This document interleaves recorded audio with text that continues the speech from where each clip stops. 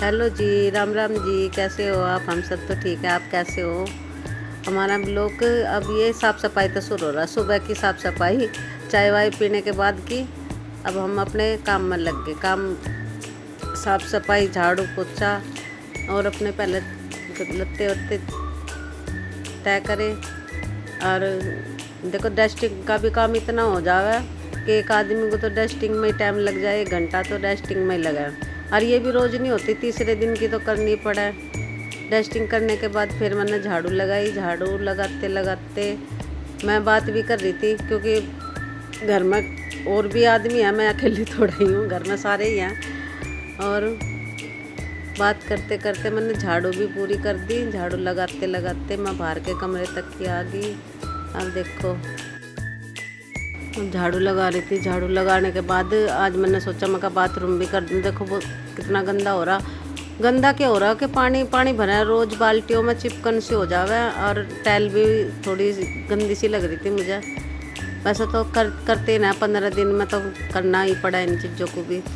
अब और तो कोई घर में ऐसा है नहीं कि जो कोई करेगा। ये तो एक औरत का ही काम, और औरत को ही करना पड़ा है, चाहे कितना ही टाइम लग जाओ, कितना ही ना।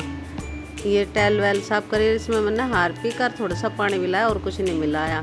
इससे ही मैंने बस अपना वो बर्तन मांजने का जो जूना हो उससे मार कर उसके बाद मैंने झाड़ू से करा। देखो कितनी साफ़ होगी एकदम, बिल्कुल सफ़ेद टाइल है, पर इसी से ही हार्पिक डालने से ही साफ़ होगी एकदम।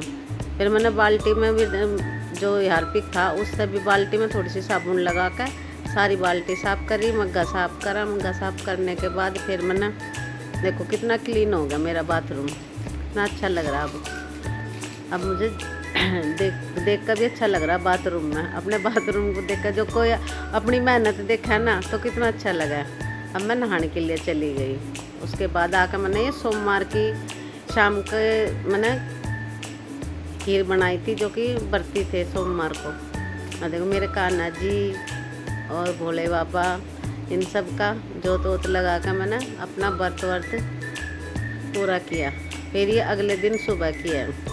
अगले दिन सुबह भी अपना औरत का तो यही रूटीन हो कि ये तो है नहीं काज, मैंने यही काम करा, दूसरे दिन नहीं होगा, वही होगा अपना घर का सिंगवाना, घर का रखना। फिर मैं अपना ये काम करने लगी। सुबह उठ कर चाय वाय पी कर अपना अगले दिन का भी काम करते करते फिर वही अपना खाना पीना अपना वही बनाना पड़ा। अब मैं केले, वैसे तो केले के कोफ्ते भी बनाए, कोई वैसे भी बनावे, पर मैंने ज़्यादा मेहनत ना करने सोची। मैंने कहा चलो केले की सब्ज़ी बनाऊंगी।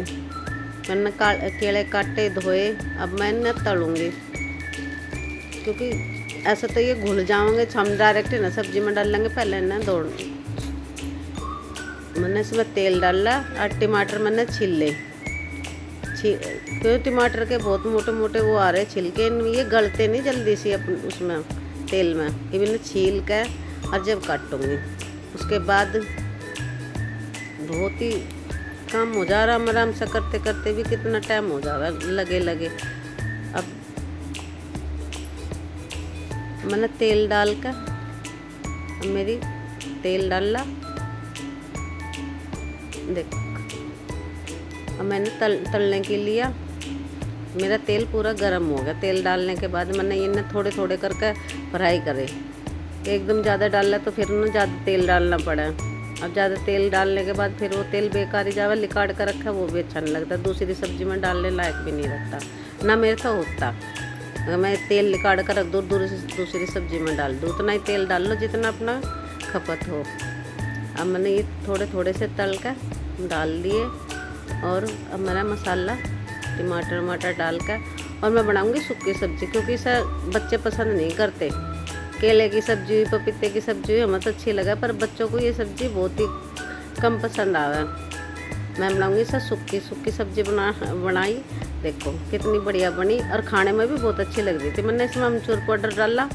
और अगले दिन का फिर मैंने सुबह कपड़े वपड़े धोए। खाना वाना बनाने के बाद कपड़े धोए। इसके पापा ने फिर मैं बोली, मैंने कहा देखो एसी ना बहुत कम हवा दे रहा, शायद इसकी जाली वाली रुक रही। वही हुआ कि जाली बिल्कुल रुकी पड़ी थी। इसके पापा ने ये जाली उतारी, फिर इन्हें साफ कर लगाया।